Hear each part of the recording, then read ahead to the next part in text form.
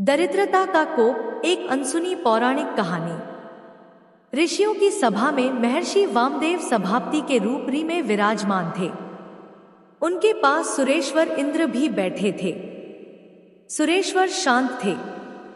ग्लानि से उनकी गर्दन झुकी हुई थी। वे महर्षि वामदेव से युद्ध में पराजित हो गए थे। अन्य देवगण भी सभा में उपस्थित थे। ऋषि वामदेव ने देवताओं से कहा, कौन इस इंद्र को 10 दुधारू गायों के बदले खरीद सकेगा? उपस्थित सभासद आश्चर्यचकित होकर एक दूसरे के मुंह को देखने लगे। इंद्र के हृदय में क्रोध की ज्वाला दहक रही थी। लज्जा के मारे वे बेचैन हो रहे थे। वामदेव ने पुनः कहा, किंतु एक शर्त है देवगण। यदि इंद्र आपके शत्रुओं का हनन कर दे तो आप उन्हें पुनः मुझे वापस कर दीजिएगा। उत्सुक संसद का ध्यान ऋषि की शर्त पर गया। सभी महर्षि की मुखमुद्रा पर उठते हुए भावों को देख रहे थे। ऋषि वामदेव गंभीर हो गए। उन्होंने देवेश्वर की ओर देखा। स्वतः ही दोनों हाथ ऊपर उठे और वे इंद्र की स्तुति करने लगे। देवाधिदेव इंद्र, आपसे बढ़कर कोई श्रेष्ठ नहीं। इस जगत में आपसे बढ़कर कोई प्रसिद्ध नहीं है। इंद्र अपनी स्तुति सुन रहे थे। उन्हें वामदेव पर क्रोध आ रहा था, परंतु सभा में ऋषि द्वारा अपनी स्तुति सुनकर उनका क्रोध शांत होने लगा। महर्षि वामदेव नतमस्तक होकर स्तुति करने में तल्लीन थे। हे वृत्रहन इंद्र, आप मुझ पर क्रोधित हो रहे हैं। आपने हम ऋषिमुनियों के उद्धार के लिए अनेक राक्षसों का वध किया है। मृत्युलोक तथा देवलोक निवासी आपके यश का वर्णन करते नहीं थकते। आप महान हैं। हम पर कृपा कीजिए, अपना क्रोध शांत कीजिए। इंद्र ने वामदेव की स्तुति सुनी। उनका क्रोध शांत हो गया। महर्षि के हृदय की विशालता से वे गदगद हो गए। सभा में प्रसन्नता छा गई। पराजय से लज्जाशील इंद्र के मुख पर भी प्रसन्नता की लहर दौड़ गई। उन्होंने ऋषि को दंडवत प्रणाम किया और देवगणों के साथ प्रसन्न मुद्रा में इंद्रलोक को प्रस्थान कर गए। वामदेव भी अपने आश्रम में देवोपासना में तल्लीन हो गए। सहसा महर्षि वामदेव पर दरिद्रता देवी की असीम कृपा हो गई। अनेक प्रयत्नों के बावजूद भी वे दरिद्रता देवी की छाया से अपने को बचा नहीं पाए। महर्षि ने अनेक प्रार्थनाएं की, किंतु दरिद्रता देवी का प्रकोप उन पर से शांत नहीं हुआ। वे इसके सम्मुख असमर्थ हो गए, शिथिल हो गए। आश्रम के आसपास की समस्त वनस्पतियां सूख गई। गायों ने दूध देना बंद कर दिया। न तो यज्ञ करने की सामग्री थी और न आहार का कोई आधार था। दरिद्रता की देवी जब भी जीवन में प्रवेश करती है तो वह अपनी सखी विषाद को अपने साथ अवश्य लाती है। मंत्र दृष्टा वामदेव का तत्वज्ञान भी दरिद्रता के प्रबल आक्रमण से उनकी रक्षा नहीं कर सका। उस क्रूर आक्रमण से कुटी का सब कुछ उदर ज्वाला में स्वाहा हो गया। आश्रम के फल भी एक एक कर वृक्षों का साथ छोड़ बैठे। महर्षि का ध्यान अपने सम्मुख बैठी धर्मपत्नी की ओर गया। अपने रूप, सौंदर्य एवं लावण्य की मादकता से समस्त तपोवन को सुगंधित करने वाली उसकी काया सिमटकर हड्डियों से चिपक गई थी। महर्षि ने क्षुधा की पीड़ा उसके नेत्रों में देखी। भूख के मारे उसके नेत्र अंदर गड़ गए थे। उन्होंने एक दृष्टि उसकी काया पर डाली। पेट पीठ से लग गया था, कंधे झुक गए थे, चलने फिरने की शक्ति समाप्त हो गई थी। भूख प्यास ने सब कुछ नष्ट कर दिया था। ऋषि ने यह अनुभव किया कि दरिद्रता के भय से साथियों ने मुख मोड़ लिया है। पक्षियों ने आश्रम त्याग दिया है। अब कहीं भी उसका कलरव सुनाई नहीं देता। आश्रम के सभी पशु पक्षी भी धीरे धीरे उनसे किनारा कर गए हैं। किंतु अग्नि को साक्षी मानकर साथ रहने की प्रतिज्ञा करने वाली पत्नी ने उनका साथ नहीं छोड़ा।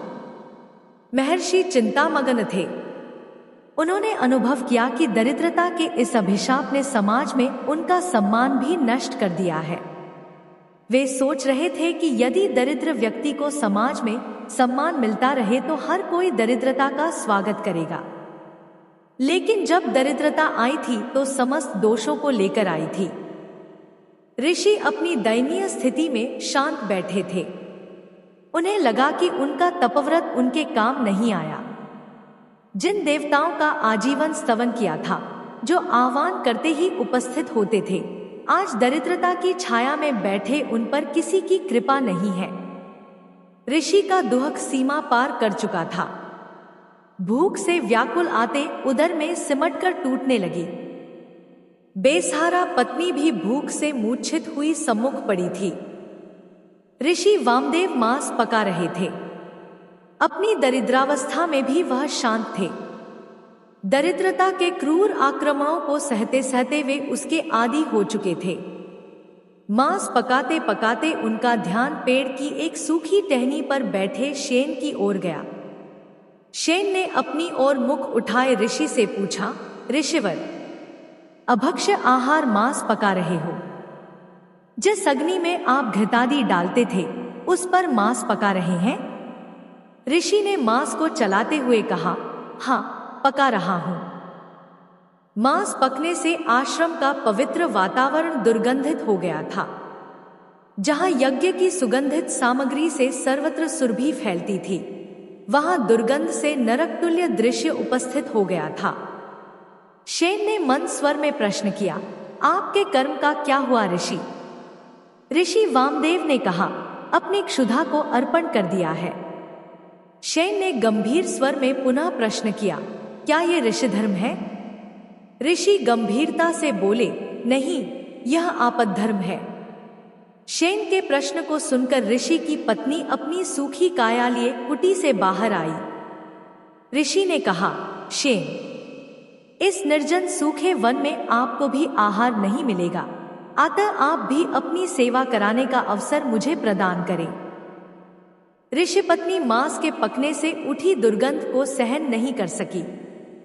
उसने अपना मुंह फेर लिया। ऋषि पत्नी को देखकर शेन की मुद्रा करुण हो गई। ऋषि मांस चलाते चलाते बोले, शेन, आश्रम में मनुष्यों, पशुओं एवं पक्षियों ने साथ त्याग दिया। देवताओं ने भी उपेक्षित कर दिया है। जगत के इस भूले मानव पर आपने करुणा दिखाई है। मैं इसे कभी नहीं भूल सकूंगा, चाहे आप शेन रूप में ही क्यों ना यहाँ पधारे हैं। शेन ऋषि की करुण कहानी तथा उस करुणापूर्ण दृश्य को देखकर विचलित हो गया। उसने तुरंत इंद्र का अपना असली रूप धारण किया। वह ऋषि वामदेव के सम्मुख आकर खड़ा हो गया। देवेंद्र आ। ऋषि दंपत्ति ने उठकर इंद्र की अभ्यर्थना की। इंद्र ने रसपात्र आगे बढ़ाते हुए कहा, ऋषिवर, यह मधुर रस है, आप ग्रहण कीजिए। ऋषि की आंखें भर आईं। इंद्र की उपस्थिति पर आभार व्यक्त करते हुए उन्होंने कहा, सुरेंद्र, आपकी कृपा से मैं कृतार्थ हुआ।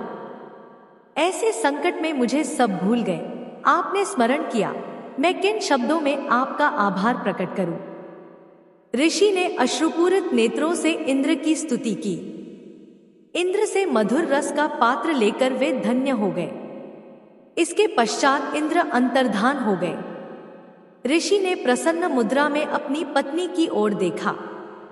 उसके शुष्कमलिन चेहरे पर मुस्कुराहट थी।